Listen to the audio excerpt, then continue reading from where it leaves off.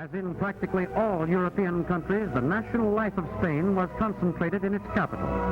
With the snow-capped Guadarrama Mountains looming in the distance, Madrid, with its beautiful avenues, impressive monuments, and cordial atmosphere, is a busy modern metropolis of over 1 million inhabitants. Center of Spain's tradition and culture, it has always been the pulse of the nation, the seat of the government. Here, all the social and political problems of the country have gravitated for a solution. Here, as on the land, there is plenty for a privileged few, and hunger for the many. And along with poverty, there's misery and sickness in uninhabitable, overcrowded ghettos.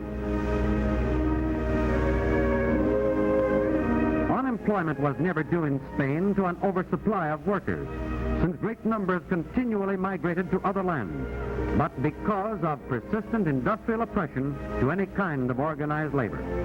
Unfortunates in their deepest need must turn to begging, and as disturbers of the peace, land in jail.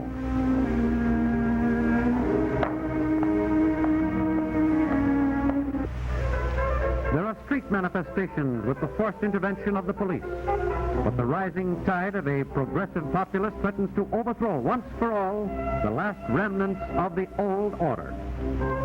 At this point, a foreign symbol makes its first appearance among the extreme rightists, and a group of army generals in active service of the constituted government plot to overthrow the Republican regime and establish in its place a military dictatorship.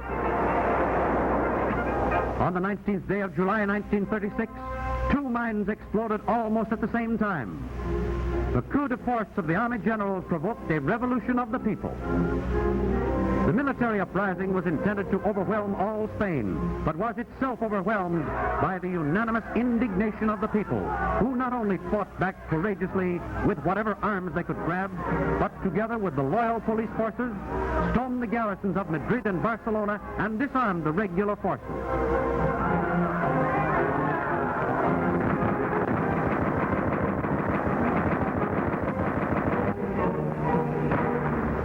Street scenes of fierce battle raged in a furnace of burning passion.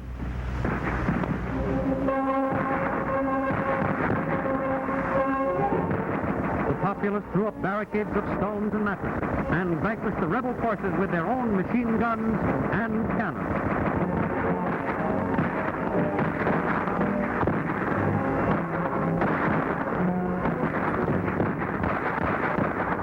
To the cry of Viva la Repubblica, many thousands gave their lives for the popular cause. In a few days, the decision and bravery of the masses triumphed over the regular army forces.